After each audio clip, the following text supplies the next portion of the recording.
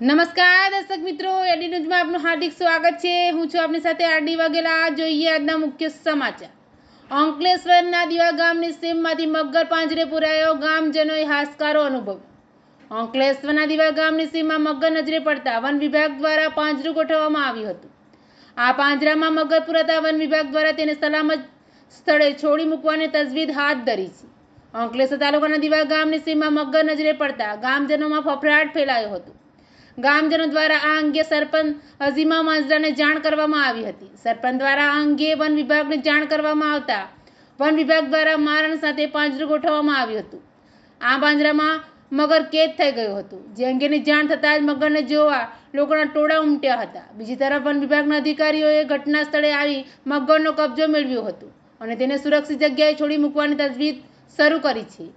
એડી news સાથે report Jayesh Prajapati, Ankleshwar.